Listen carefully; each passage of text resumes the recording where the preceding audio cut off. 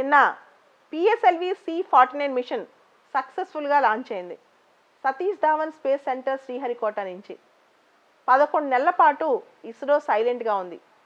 December 11, 2019న last launch Sriharikota నుంచి ఇస్రో వాళ్ళది. ఆ తర్వాత గత 11 నెలల నుంచి చాలా సైలెంట్గా ఉంది ఇస్రో, ముఖ్యంగా కోవిడ్ కారణాల వల్ల. మనం గమనిస్తే కోవిడ్లో చాలా రంగాల్లో ఎంప్లాయీస్ వర్క్ ఫ్రమ్ హోమ్ మొదలెట్టారు.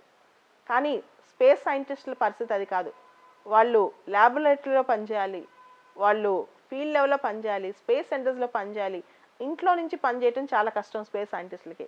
అలాంటి పరిస్థితిలో కూడా ఈ 11 నెలలు కృషి చేసి ఎర్త్ అబ్జర్వేషన్ శాటిలైట్ని సక్సెస్ఫుల్గా లాంచ్ చేయటం ఇస్రో వాళ్ళు చాలా గొప్ప విషయం అని చెప్పొచ్చు. ఆల్రెడీ పిఎస్ఎల్వి చాలా సక్సెస్ చరిత్ర ఉంది. ఇన్ఫ్యాక్ట్ పిఎస్ఎల్విని వర్క్ హార్స్ ఆఫ్ ఇస్రో అంటాం. పిఎస్ఎల్విది ఇది 51వ మిషన్, 51వ ఫ్లైట్ అనమాట. అంటే దాదాపు ఇంతకుముందు చేసిన 50 ఫ్లైట్స్ కూడా చాలా వరకు సక్సెస్ అయ్యాయి. జిఎస్ఎల్వి కంటే కూడా పిఎస్ఎల్వి సక్సెస్ రేట్ చాలా ఎక్కువ. అయితే ఈ పిఎస్ఎల్వి C49 ద్వారా ఎర్త్ అబ్జర్వేషన్ శాటిలైట్ని లో ఎర్త్ ఆర్బిట్లో ప్రవేశపెట్టారు. అంటే దీని భూ దిగువన కక్షలో ప్రవేశపెట్టారనమాట. మన ఎర్త్ అబ్జర్వేషన్ శాటిలైట్ మాత్రమే కాకుండా 9 విదేశీ కస్టమర్ శాటిలైట్లను కూడా పిఎస్ఎల్వి C49 ద్వారా లాంచ్ చేశారు. 4 Luxembourg marine application satellites, 4 American remote sensing satellites, 1 Lithuania experimental satellite. అంటే ఇస్రో మన దేశానికే కాకుండా ఇతర దేశాలకు కూడా సహాయం చేస్తోంది. అది చాలా గొప్ప విషయం. భారతదేశం యొక్క ఘనత స్పేస్ రీసెర్చ్లో రోజు రోజుకి పెరుగుతుందని చెప్పొచ్చు. అయితే శ్రీహరికోట నుంచి లాంచ్ చేసిన మిషన్స్లో ఇది 76వ మిషన్. ఇది కూడా గొప్ప విషయమే.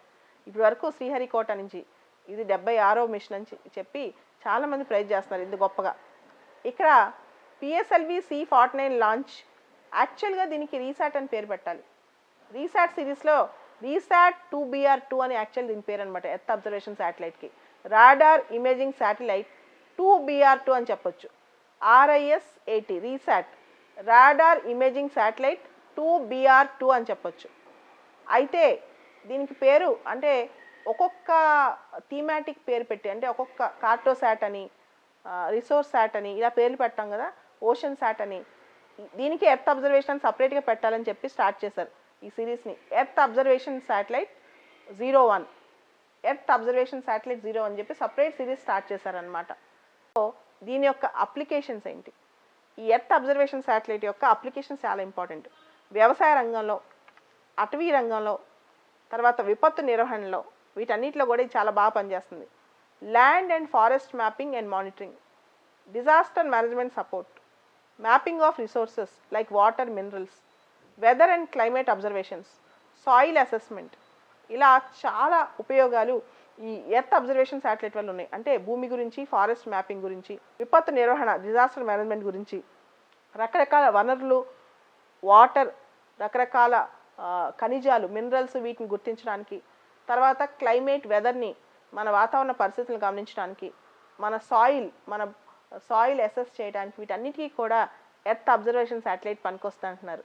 ఇస్రో ముందు కూడా మంచి మిషన్స్ వేస్తుందని, గగన్యాన్ లాంటి గొప్ప గొప్ప వాటిలో ముందుకెళ్తుందని కోరుకుంటూ ఇస్రోకి ఆల్ ద బెస్ట్ చెప్దాం.